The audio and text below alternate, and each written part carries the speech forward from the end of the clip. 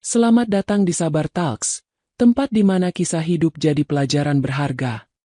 Kalau kamu suka cerita yang menyentuh hati, klik subscribe sekarang juga ya. Jangan lupa like videonya, dan tulis di komentar kamu nonton dari mana. Siapa tahu, ada teman satu kota di sini. Dan sekarang, mari kita mulai kisah hari ini.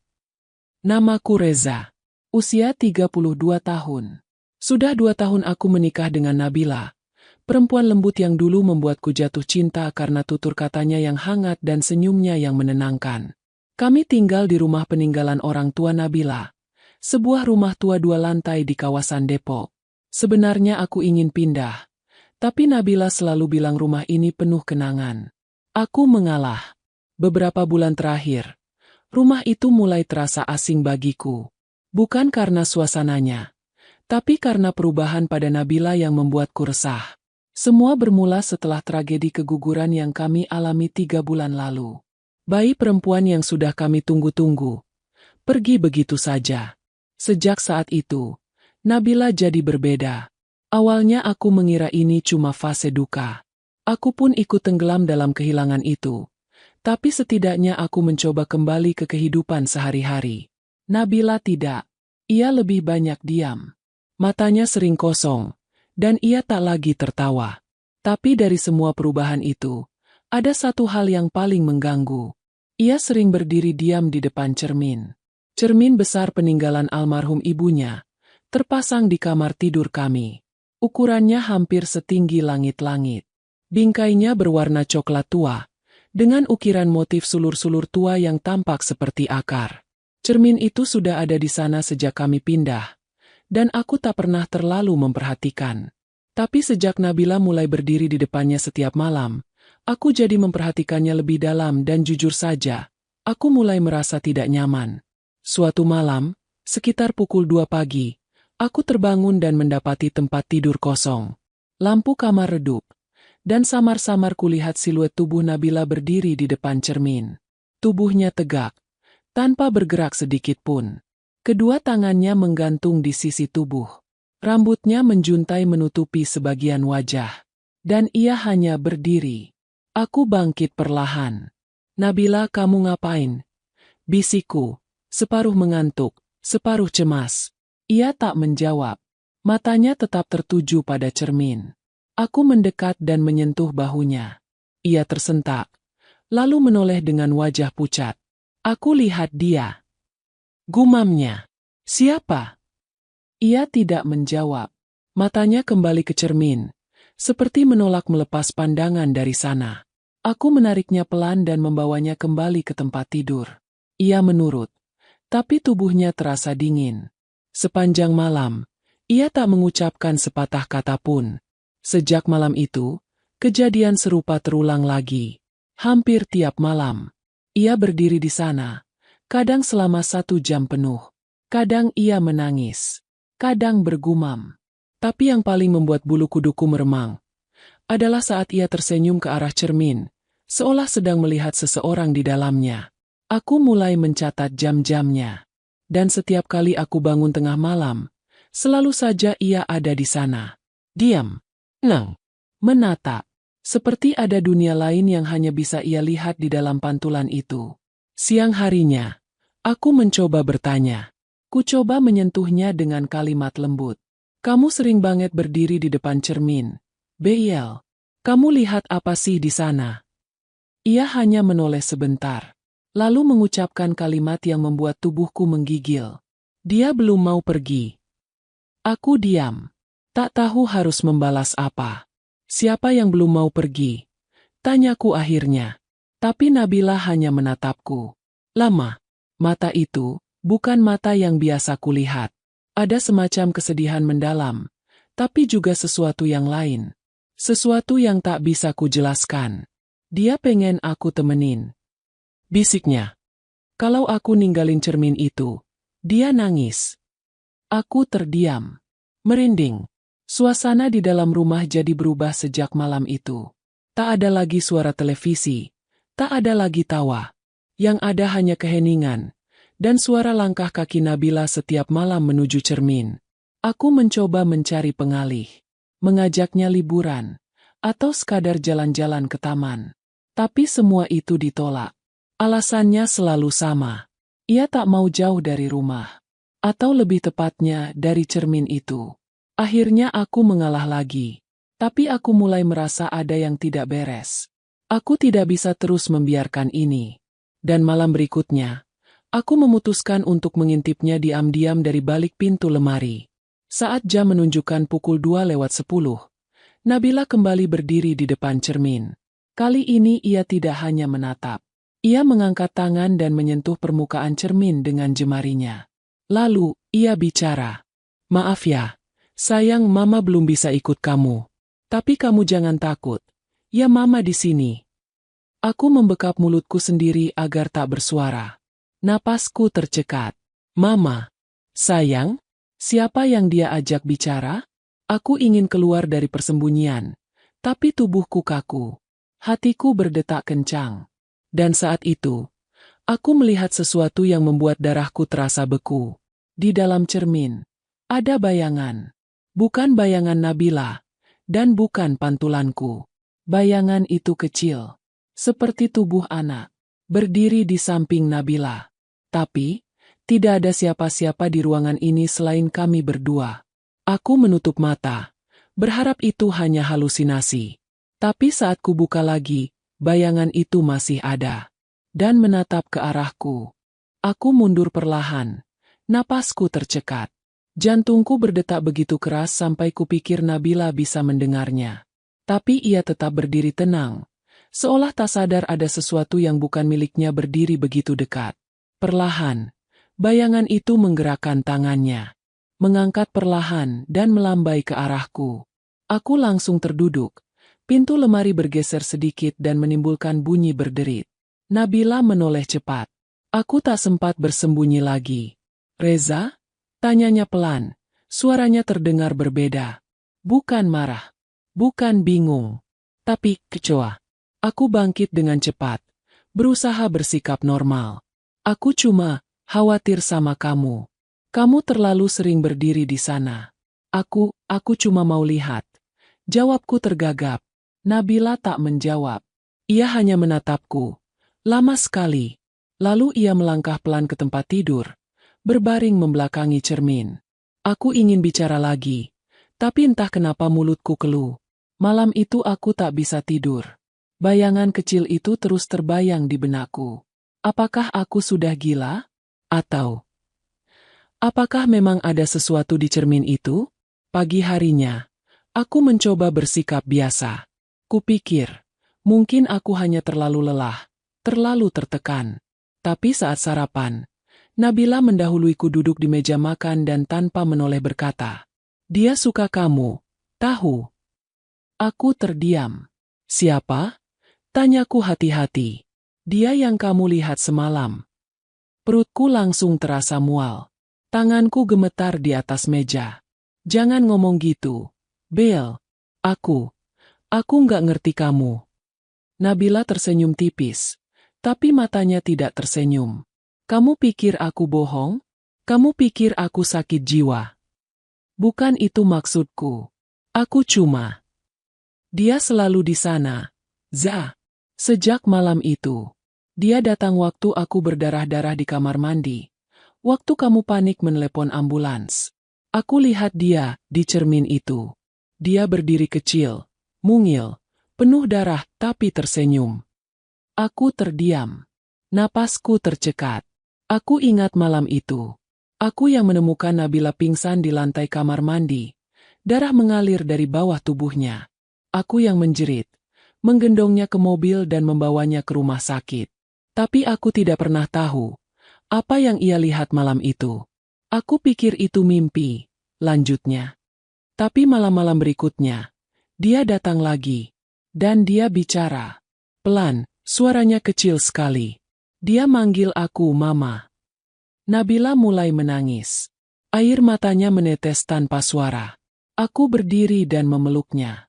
Ia menggigil di dalam pelukanku. Tubuhnya seperti bukan milik seorang manusia hidup. Sejak hari itu, aku tidak lagi mencoba menyangkal. Aku tahu, ada sesuatu yang lebih dari sekadar trauma. Tapi aku belum bisa memahaminya. Aku takut, tapi juga penasaran. 2 hari setelahnya, aku bekerja seperti biasa, tapi pikiranku terus melayang. Aku mencari waktu untuk bicara dengan psikolog kenalanku, dan tanpa menyebut nama, aku menceritakan tentang seorang istri yang kehilangan anak, lalu mulai berbicara dengan seseorang di cermin. Psikolog itu bilang, itu bisa jadi bentuk grief hallucination. Perasaan kehilangan yang sangat dalam bisa membuat seseorang merasa bahwa orang yang telah tiada masih ada di dekatnya. Aku mengangguk. Masuk akal. Tapi aku tak bisa berhenti mengingat pandangan mata bayangan itu yang jelas-jelas menembus dinding realita. Malamnya, aku pulang lebih awal. Rumah tampak sepi. Lampu ruang tamu menyala. Tapi suasananya terasa hampa. Aku memanggil Nabila. Tapi tak ada jawaban. Aku naik ke atas, dan langsung terdorong rasa panik saat melihat pintu kamar tertutup rapat. Dari balik celah pintu, ku dengar suara lembut, seperti suara Nabila berbicara, sangat pelan. Aku tempelkan telinga ke pintu. Suara itu makin jelas. Tapi bukan hanya suara Nabila. Ada suara lain. Lirih. Seperti tawa anak kecil. Aku dorong pintu perlahan. Nabila duduk di lantai, menghadap cermin. Di sekelilingnya ada pakaian bayi, sepatu kecil, boneka, dan selimut pink yang dulu kami beli saat tahu bayi kami perempuan. Ia sedang menyisir rambut sambil bercerita. Kamu suka bonekanya? Ya? Ini mama beliin khusus buat kamu. Nanti kalau udah gede, kamu bisa tidur peluk ini. Aku menahan napas. Aku kangen kamu, katanya sambil menunduk. Mama minta maaf nggak bisa jagain kamu.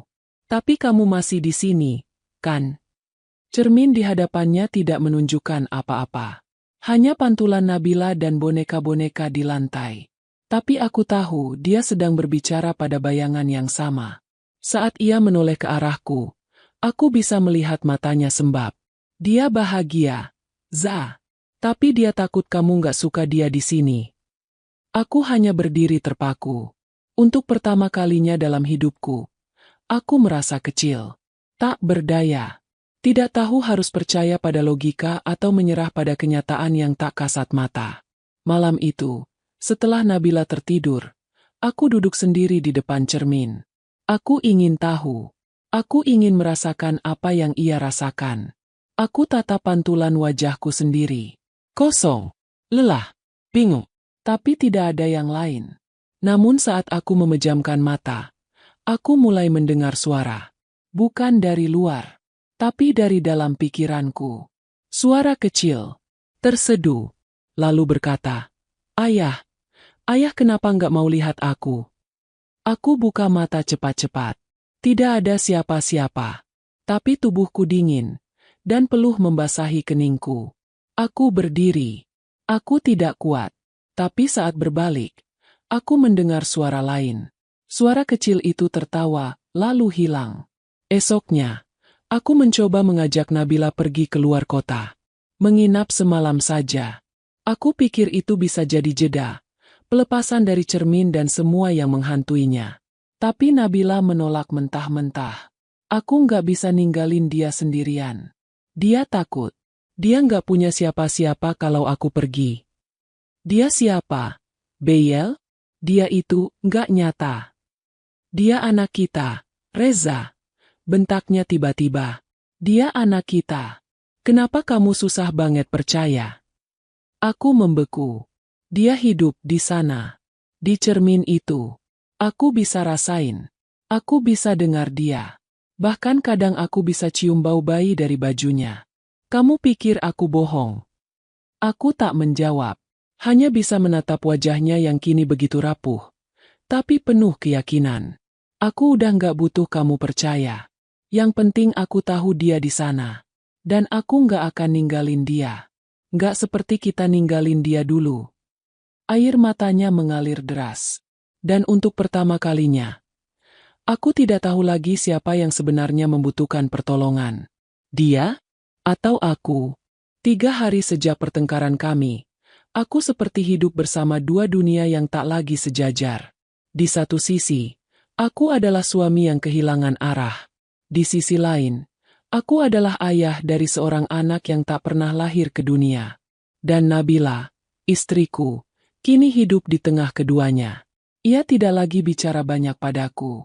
Ia lebih banyak menghabiskan waktu di kamar, di depan cermin, bersama pakaian dan mainan yang seharusnya tidak pernah dibuka lagi. Kadang, aku melihatnya menidurkan boneka di atas bantal kecil sambil menyenandungkan lagu Nina Bobo yang tak pernah ia nyanyikan sebelumnya. Aku mulai takut, tapi lebih dari itu, aku mulai curiga. Ada sesuatu yang tak diceritakan Nabila. Sesuatu yang tak hanya tentang kesedihannya, tapi tentang siapa sebenarnya sosok yang ia sebut-sebut selama ini. Rania. Itu nama yang terus terngiang. Aku memang tahu. Dulu Nabila sempat menyebut nama itu. Nama calon bayi kami. Kalau ternyata dia perempuan. Tapi nama itu hanya muncul sebentar. Lalu hilang begitu saja di antara hasil USG dan keputusan takdir yang merenggut semuanya. Namun, Nabila kini menyebut nama itu seperti seseorang yang nyata. Seperti anak kecil yang benar-benar hidup dan menemaninya setiap hari. Malam itu, aku tak tahan. Saat Nabila tertidur, aku diam-diam mengambil ponselnya. Aku tahu itu salah. Tapi aku sudah tak bisa membedakan mana batas kewarasan dan mana jurang yang pelan-pelan menelanku. Aku membuka galeri foto. Dan di sana, ada sesuatu yang membuat tubuhku membeku. Folder tersembunyi. Diberi nama Rania. Dengan jari gemetar, aku membukanya. Di dalamnya ada puluhan foto, semua diambil dari sudut kamar kami. Tapi yang membuat jantungku berhenti sejenak, di beberapa foto, terlihat bayangan kecil di cermin. Sosok anak kecil, mengenakan baju putih, berdiri tepat di samping pantulan Nabila. Bukan pantulan. Sosok itu seperti hadir, berdiri bersama. Aku merasa muntah. Tapi aku terus melihat.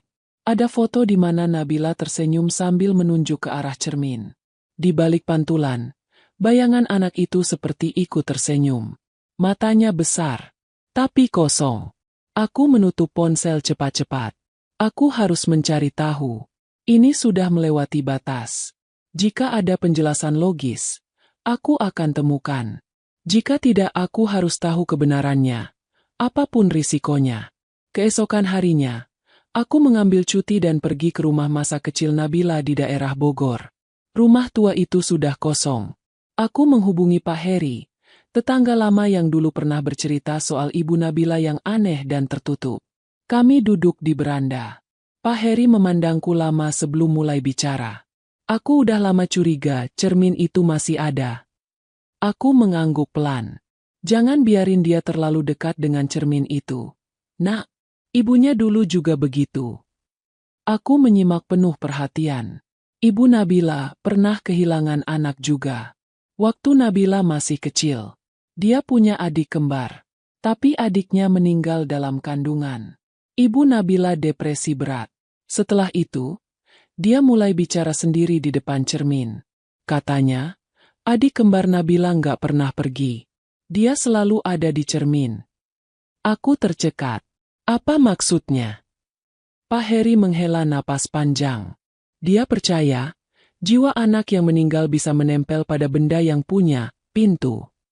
Cermin adalah pintu yang paling mudah terbuka. Itulah kenapa dia simpan cermin besar itu di kamar. Katanya, itu tempat satu-satunya dia bisa lihat anaknya. Aku menunduk. Dada sesak. Kini semua terasa seperti pola yang terulang. Nabila tahu semua itu. Dia kecil waktu ibunya sering duduk di depan cermin sambil nyanyi. Mungkin dia nggak sadar, tapi itu pasti terekam. Aku pamit dan kembali ke mobil dengan kepala penuh pertanyaan. Jika ibu Nabila percaya bahwa cermin menyimpan jiwa, lalu sekarang, apakah Nabila juga percaya hal yang sama? Atau lebih dari itu, apakah sesuatu memang benar-benar tertinggal di dalam cermin itu? Malam harinya, aku kembali ke rumah dengan tubuh lelah. Tapi Nabila sudah menungguku di kamar. Wajahnya pucat. Matanya sembab. Kamu pergi ke rumah mama ya? Tanyanya tanpa nada marah, tapi datar. Aku mengangguk perlahan. Kenapa kamu nggak bilang aku dari dulu? Ia diam. Lalu pelan-pelan berjalan ke arah cermin. lalu duduk di hadapannya. Aku takut kamu nggak percaya. Aku takut kamu pikir aku gila. Nabila, tolong dengar. Aku tahu kamu kehilangan. Aku juga kehilangan. Tapi ini. Aku berhenti. Ingin mengatakan bahwa ini sudah melewati batas. Tapi aku lihat air matanya menetes. Dan aku tak sanggup menghakiminya. Aku lihat dia, Za. Setiap malam. Kadang dia duduk di lantai. Kadang dia mainin rambutnya. Kadang dia nyanyi lagu yang aku nyanyiin waktu dia masih di perutku. Aku mendekatinya. Kamu tahu, itu semua bisa jadi karena kamu trauma. Itu bukan berarti dia benar-benar ada. Ia menggeleng pelan. Aku tahu apa yang aku lihat. Dia bukan mimpi. Dia bukan halusinasi. Dia adalah bagian dari aku. Yang gak pernah sempat aku peluk. Ia memutar tubuhnya. Menatapku dengan mata merah dan basah. Aku nggak minta kamu percaya. Tapi kalau kamu sayang aku, jangan ambil dia dari aku. Aku hanya bisa menunduk. Aku ingin berkata bahwa ini tak sehat. Tapi entah kenapa. Aku juga mulai merasa bahwa apapun yang Nabila lihat, bukan sekadar ilusi. Malam itu, sebelum tidur, aku kembali duduk di depan cermin. Kali ini, aku ingin mencobanya. Serius. Jika ada sesuatu di sana, aku ingin tahu. Aku menatap pantulan cermin dengan saksama. Lama. Nafasku teratur. Semua terasa hening. Terlalu hening. Lalu perlahan, dari sudut cermin, muncul bayangan samar. Aku menahan napas. Ia berdiri. Bayangan anak kecil. Rambut sebahu. Bergaun putih. Wajahnya sangat mirip dengan Nabila waktu kecil. Ia memiringkan kepala, seolah bertanya, "Kamu ayahku?" Suaranya bergema di kepalaku, bukan di telinga. Aku berdiri mendadak, menjatuhkan kursi. Cermin itu bergetar, tapi bayangan itu tetap di sana. Tersenyum, lalu perlahan menghilang. Keesokan harinya, aku tidak tahu harus bersikap seperti apa. Apakah aku baru saja melihat anakku? Atau sebuah pantulan dari perasaan kehilangan yang begitu dalam? Satu hal yang pasti, Nabila bukan satu-satunya yang terikat dengan cermin itu sekarang. Aku juga sudah menjadi bagian dari pantulannya. Sejak malam itu, aku tak lagi menyangkal. Apa yang kami lihat bukan sekadar bayangan. Ia memiliki wujud, meski tak bisa disentuh. Memiliki kehadiran, meski tak bisa didengar semua orang. Dan yang paling menakutkan, ia memiliki kehendak. Aku mulai merasa dia ada di sekitarku bahkan di siang hari. Kadang, saat aku bercermin untuk mencukur, aku merasa ada yang mengintip dari balik bahuku. Kadang, saat aku membuka lemari, aku melihat pantulan cermin di sisi kamar bergerak sendiri. Bukan oleh bayanganku, tapi oleh sesuatu yang diam-diam hadir. Nabila tampak semakin dekat dengannya. Setiap malam, ia tidur dengan boneka yang diletakkan rapi di dalam selimut kecil di sebelah bantalnya. Kadang, ia menyanyikan lagu sebelum tidur sambil mengelus bantal kosong itu. Dan setiap pagi, ia menyisir rambut sambil menoleh ke arah cermin, lalu tersenyum. Aku tahu itu tak normal. Tapi bagaimana cara melawan sesuatu yang tidak bisa dijelaskan? Aku butuh jawaban. Jawaban yang tidak hanya dari sisi logika, tapi juga dari sisi yang selama ini tak pernah kusinggahi. Aku mencari informasi tentang sejarah benda-benda warisan spiritual. Benda yang dipercaya menyimpan energi atau roh yang tidak tenang. Yang paling banyak disebut adalah cermin. Cermin dianggap sebagai gerbang, refleksi dunia lain. Sebuah batas tipis antara yang hidup dan yang telah pergi. Dalam beberapa budaya lama, cermin ditutupi kain hitam ketika seseorang meninggal agar jiwa mereka tidak tersedot dan terperangkap di dalamnya. Dan cermin yang sekarang berada di kamar kami telah menyaksikan 2 generasi kehilangan anak. Ibu Nabila dulu menggunakannya setiap hari sejak kehilangan adik kembar Nabila. Dan kini, Nabila sendiri mengulangi hal yang sama. Cermin itu seperti memanggil mereka. Seperti memberi ruang bagi mereka yang tak ingin pergi. Aku mencoba menggali lebih dalam. Kupikir, mungkin ada jejak masa lalu yang tertinggal di rumah. Malam itu, setelah memastikan Nabila tertidur, aku menyelinap ke gudang di bawah tangga. Ada banyak kardus lama milik keluarga istriku. Aku membuka satu persatu, sampai kutemukan sebuah kotak kayu berdebu. Di dalamnya, ada tumpukan surat tua, beberapa album foto, dan satu buku catatan bersampul kulit. Tulisannya nyaris pudar. Tapi aku mengenali gaya tulisannya. Ini milik ibunya Nabila. Aku duduk di lantai, diterangi cahaya lampu senter ponsel. Aku membuka halaman pertama. Di sana tertulis tanggal 30 tahun lalu. Hari ini, aku melihatnya lagi. Dia berdiri di belakangku, dalam pantulan. Tidak menakutkan, tapi juga tidak damai. Dia hanya ada. Aku membaca terus. Catatan itu berubah menjadi semacam jurnal kegelisahan. Ada banyak kalimat yang berulang. Dia belum tenang. Atau, dia menunggu. Namun di satu halaman, aku menemukan kalimat yang membuat tanganku gemetar. Cermin ini bukan sekadar kaca. Ia pintu. Dulu milik nenekku. Katanya, ia bisa menyimpan mereka yang belum sempat hidup. Aku tidak percaya, sampai aku sendiri kehilangan. Halaman berikutnya hanya ada satu kalimat. Anakku yang tidak pernah lahir, kini hanya bisa kupeluk lewat pantulan. Aku menutup buku itu dengan tangan gemetar. Jadi benar, ini bukan sekadar benda. Cermin itu sudah membawa duka dari generasi ke generasi. Dan kini, telah mengikat Nabila dalam siklus yang sama. Pagi harinya, aku mencoba bicara pelan-pelan dengan Nabila. Beyel, kamu tahu nggak? Dulu mama kamu juga sering bicara di depan cermin. Nabila mengangguk. Aku pernah lihat. Waktu kecil. Tapi aku nggak ngerti.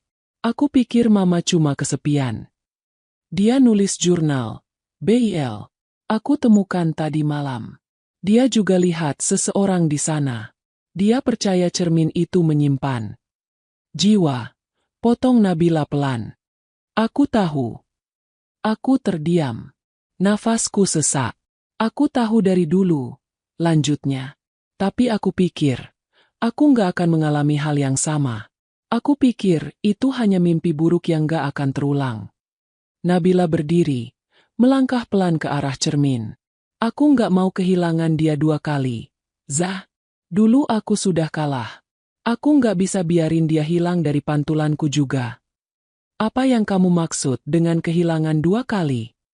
Ia menatapku. Mata itu berkaca-kaca. Lalu ia berkata, lirih. Aku sempat dengar detak jantungnya. Zah. Waktu itu di USG. Suara paling indah yang pernah ku dengar. Tapi malamnya, aku jatuh di kamar mandi. Dan aku tahu, dia pergi bukan karena takdir. Tapi karena aku ceroboh. Aku bunuh dia. Enggak. Bel, jangan bilang gitu. Aku harus tanggung jawab. Aku harus temani dia. Walau cuma dari balik cermin. Aku tak tahu harus berkata apa. Kata-kata tak cukup. Tak ada pelukan yang bisa menghapus rasa bersalah sedalam itu. Malamnya, aku duduk sendiri di ruang tamu. Lampu dipadamkan. Kupikir, satu-satunya cara mengakhiri semua ini adalah dengan memutus keterikatan. Dan itu berarti memusnahkan cermin itu. Tapi bagaimana kalau memang benar bahwa Rania ada di sana? Bagaimana jika Nabila benar-benar melihat sesuatu yang tak kasat mata? Dan bagaimana jika aku yang salah? Keesokan malamnya, aku bangun karena mendengar suara ketukan. Lembut, teratur. Aku buka mata. Nabila tak ada di sebelahku. Aku keluar kamar dan suara itu terdengar lagi. Ketuk, ketuk, ketuk. Suaranya berasal dari kamar. Dari arah cermin. Aku masuk, dan sekujur tubuhku merinding. Nabila sedang berdiri di depan cermin, dan dia sedang mengetuk permukaan kaca. Tapi anehnya, dari dalam cermin, terdengar balasan. Suara ketukan yang sama. Ketuk, ketuk, ketuk. Aku udah siap, Zah. Bisiknya tanpa menoleh. Siap apa? Menemui dia. Aku berlari dan menarik tangannya. Beyel, Jangan main-main. Ini gila. Kalau kamu nggak percaya, lihat sendiri. Ia menatap cermin, lalu berkata pelan. Rania, ayo tunjukin diri kamu ke ayah. Untuk sesaat, tak terjadi apa-apa.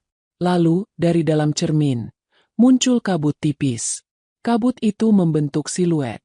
Perlahan menjadi jelas. Seorang anak kecil berdiri di dalam sana. Rambut hitam, mata sayu, gaun putih. Ia mengangkat tangannya dan menempelkan ke permukaan cermin. Lalu perlahan muncul bekas telapak mungil, seperti embun pada kaca dingin. Dan kemudian dia tersenyum. Bibirku bergetar. Aku mundur beberapa langkah. Nabila menatapku. Dia cuma ingin dikenali. Diakui. Itu saja. Aku menatap cermin itu dalam-dalam. Untuk pertama kalinya, aku merasa damai. Takut, ya. Tapi lebih dari itu, ada perasaan hangat yang tidak bisa dijelaskan. Dan saat itu, aku menyadari satu hal. Cermin ini tidak terkutuk. Cermin ini adalah ruang bagi yang kehilangan, bagi jiwa-jiwa yang tak sempat hadir, bagi kasih sayang yang tak pernah sempat disampaikan. Namun, ketenangan itu tidak berlangsung lama. Seminggu kemudian, Nabila mulai bicara aneh. Dia ingin keluar. Dia ingin dipeluk beneran. Bukan cuma dari bayangan. Aku merasa dingin di sekujur tubuh. Apa maksudmu keluar? Nabila menatapku, penuh keyakinan. Ada cara membuka cerminnya. Aku langsung berdiri. Enggak. Bel, dengar aku. Kita udah terlalu jauh. Ini cukup. Rania udah tahu kita sayang dia. Tapi kamu nggak bisa. Aku bisa. Serunya. Aku ibunya. Kalau aku bisa kasih dia kehidupan yang seharusnya dia punya, aku akan lakukan apapun. Aku mencoba menahannya. Tapi matanya bukan Nabila yang dulu. Ia sudah jadi bagian dari sesuatu yang lebih besar. Lebih dalam. Lebih gelap. Dan malam itu, aku tahu. Waktuku tidak banyak lagi. Karena bukan hanya Nabila yang ingin membuka cermin itu. Tapi sesuatu dari dalam juga ingin keluar. Sejak malam itu, rumah kami tak lagi terasa seperti tempat tinggal. Dindingnya tetap berdiri. Lantainya tetap kokoh. Tapi ada sesuatu yang berubah di dalamnya. Seperti ada ruang tak terlihat yang tumbuh, menyusup dari balik pantulan kaca, perlahan menyelimuti seluruh sudut rumah. Dan Nabila, ia sudah sepenuhnya terikat. Hari-harinya tak lagi berjalan seperti manusia biasa. Ia tidak makan bersama. Tidak tidur di jam normal. Kadang ia hanya duduk diam berjam-jam di depan cermin sambil menulis sesuatu di buku kecil. Aku sempat mengambil buku itu diam-diam. Isinya hanya satu kalimat. Ditulis berulang-ulang. Jika ia bisa melihatku, aku bisa menjaganya. Jika ia bisa melihatku, aku bisa menjaganya. Jika ia bisa melihatku, aku bisa menjaganya. Aku tahu, aku harus bertindak. Tapi apa yang bisa kulakukan? Aku telah menyaksikan sendiri bayangan itu. Telapak tangan mungil yang menempel dari dalam kaca. Senyuman yang entah kenapa bisa membuat hatiku hangat, sekaligus hancur dalam waktu bersamaan. Aku mencari cara menghancurkan cermin itu. Bukan karena ingin menghapus kenangan, tapi untuk menyelamatkan Nabila dari dirinya sendiri. Aku membaca literatur, artikel lama, bahkan cerita dari forum-forum kelam yang membahas tentang cermin roh. Beberapa menyebut bahwa benda seperti itu hanya bisa dihancurkan jika tidak ada emosi yang terikat padanya. Tapi dalam kasus kami, cermin itu penuh dengan cinta, duka, dan kerinduan yang terlalu dalam. Itu bukan sekadar barang tua. Itu telah menjadi wadah. Dan wadah itu mulai penuh. 3 malam kemudian, aku terbangun karena suara tawa. Suara anak kecil. Jus. Dekat. Riang. Aku bangkit dengan napas tercekat. Kamar kosong. Nabila tak ada. Aku berlari ke ruang atas. Pintu kamar bercahaya dari celah bawahnya. Samar-samar, ku dengar suara Nabila. Tertawa kecil, seperti sedang bermain dengan seseorang. Aku buka pintu perlahan. Dan di sanalah ia. Nabila duduk di lantai, menghadap cermin. Rambutnya terurai. Wajahnya tersenyum bahagia. Di hadapannya terbentang selembar selimut kecil. Dan di atasnya sebuah boneka mungil terbaring, dibungkus seperti bayi. Tapi yang membuat tubuhku membatu adalah pantulan di dalam cermin. Di balik pantulan Nabila, ada sosok anak kecil, nyata bukan lagi bayangan. Rambut hitam legam, mata bulat besar, gaun putih yang lembut dan tangan mungilnya menggapai dari balik kaca. Lihat, Za, dia udah bisa bicara. Tadi dia nyebut namaku. Ucap Nabila pelan. Aku mendekat. Perlahan. Tapi hatiku berteriak. Beyel, hentikan ini. Kita harus akhiri semua. Ini bukan dunia yang seharusnya. Dia hidup. Za. Dia butuh kita. Dia nggak minta apa-apa selain satu hal. Apa? Pelukan. Satu pelukan. Satu kali saja. Aku menggeleng cepat. Itu nggak masuk akal. Dia bukan hantu, Reza. Serunya. Dia anak kita. Tiba-tiba, cermin itu bergetar. Cahaya ruangan meredup. Udaranya berubah dingin. Dari dalam kaca, muncul suara kecil, lirih. Seperti suara angin yang membawa pesan. Ayah, ayah. Suaranya menggelitik di gendang telinga. Lembut, tapi menusuk. Aku mundur. Tapi langkahku terasa berat. Kaki seperti tertanam di lantai. Dan saat aku menatap cermin itu, ia menatap balik. Anak itu, Rania, kini lebih jelas. Matanya penuh air. Tangannya meraih permukaan kaca. Lalu tiba-tiba, retakan kecil muncul di tengah cermin. Lurus, tegas, seolah ada sesuatu yang mendorong dari dalam. Enggak, seruku. Enggak bisa begini. Bel, jauh dari situ. Tapi Nabila justru mendekat. Ia membuka kedua lengannya, seolah bersiap menerima pelukan. Bel, jangan. Aku berteriak. Tapi segalanya terlalu cepat. Seketika cermin itu retak. Cahaya putih meledak dari dalamnya, membutakan mataku.